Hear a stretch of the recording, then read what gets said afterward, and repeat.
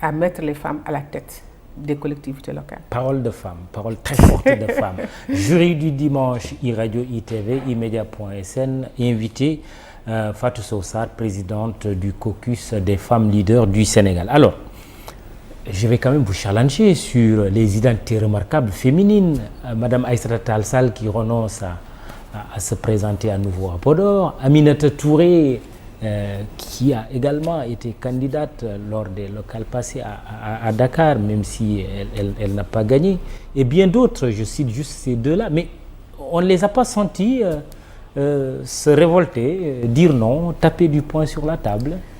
Aïssata a pris une position très élégante en décidant de se retirer au bout de tout ce processus de confrontation avec son challenger. Aïssata, en 2014, je me trouvais à Sao Tomé. Dans le plus dur moment de ces batailles, je n'ai pas résisté. J'ai écrit un article pour dire la nouvelle résistante féminine. Pour moi, Aïssata était la candidate naturelle pour 2024. Parce qu'elle était dans une trajectoire qui fatalement devait l'amener à cela. Elle a changé dans son parcours.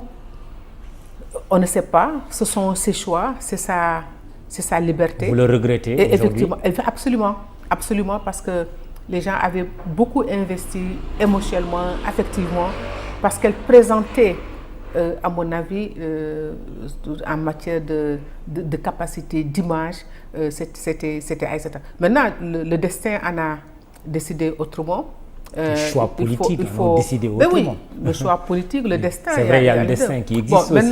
Le choix politique, quand même. Maintenant, elle a été très élégante face à Racine, parce que Racine a tellement guetté. Racine Sy a tellement guetté ce moment et qu'elle lui dit, ben oui, allez-y, et puis je vous aiderai de toute façon. Aminata Touré.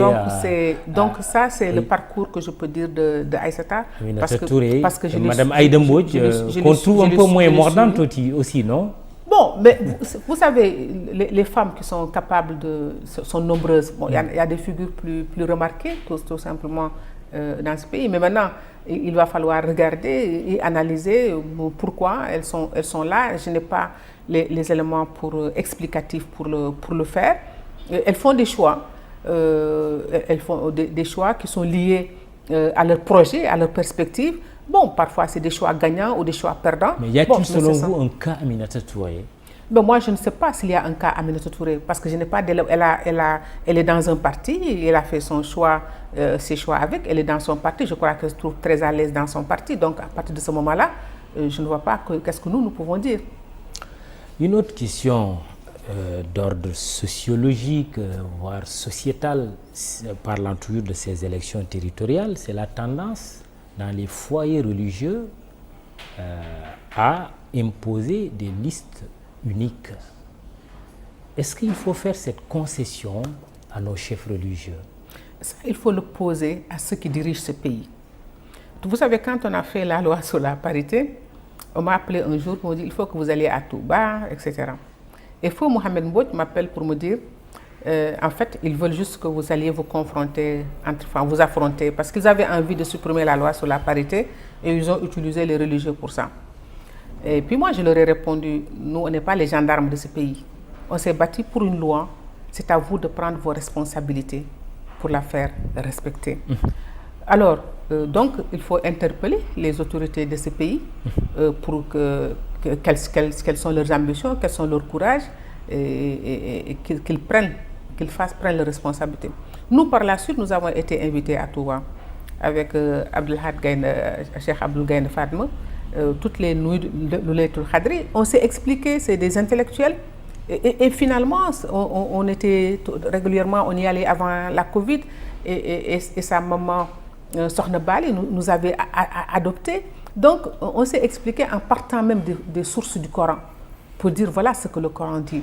Donc qu'on arrête, c'est-à-dire le problème des femmes sénégalaises aussi, elles n'apprennent pas leur religion, elles ne se cultivent pas par rapport à ce que le texte coranique dit.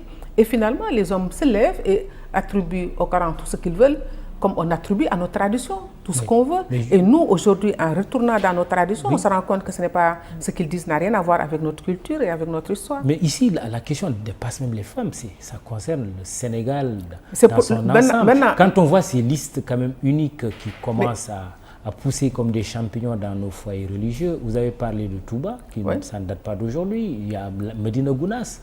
Là, on vient de parler de Cambérène. Vous savez, à Thiénaba, le Khalif également a manifesté. Est-ce qu'à ce rythme, finalement, alors qu'au Sénégal, on considère que le religieux ne doit pas se mêler des affaires de l'État et vice-versa, est-ce que finalement, on n'assiste pas là à une confusion et peut-être même une dérive demain? Vous savez, les histoires de la parité ont bon dos. C'est des prétextes. En fait, depuis le Code de la famille, Touba n'a jamais accepté d'appliquer le Code de la famille. Donc je crois que vous devriez inviter le président de la République pour aller le voir chez lui, pour qu'il vous dise effectivement quelle est sa position sur ces questions. Moi je me dis, c'est aux hommes qui dirigent ce pays qu'il faut demander est-ce qu'ils sont des républicains ou pas. C'est à eux, en tout cas, ils mettent à nu leur mode de gouvernance, parce que gouverner, ça demande du courage aussi. Et ça demande une vision aussi pour consolider l'unité nationale. Mais on voit les partis politiques accepter ces listes uniques, justement, mais, qui font souvent consensus. Mais voilà, c'est pourquoi je dis ces hommes politiques n'ont pas d'ambition pour ce pays. Ils n'ont d'ambition que pour eux-mêmes, rester au pouvoir ou conquérir le pouvoir. D'ailleurs, si vous le voulez, qu'est-ce qui les différencie? Boukay Sambandjour, etc., c'est les mêmes. On a une démocratie des hommes et une démocratie des partis au Sénégal. Il n'y a pas une démocratie, je ne crois pas. Vous savez, j'étais en train de vous le raconter. Le premier article que j'ai écrit quand je revenais du Canada en 99 dans Le Matin avec Mamles Camara, c'était la trajectoire inachevée des Sénégalais, de l'esprit clanique et tribal à la République.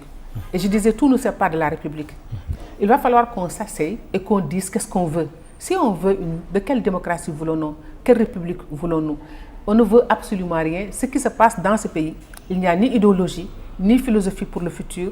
Il y a juste des gens qui se battent pour rester au pouvoir et d'autres qui se battent pour prendre le pouvoir. C'est l'analyse que je fais. Je ne vois pas qu'est-ce qui les différencie les uns des autres.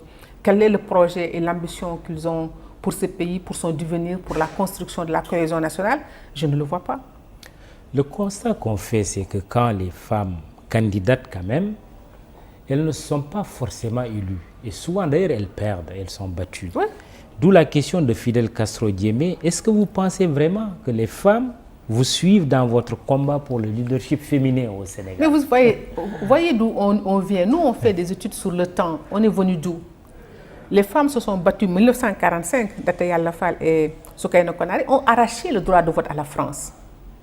1947, retourner à Sembène pour voir le rôle qu'elles ont joué dans les luttes pour les indépendances sur la grève des cheminots.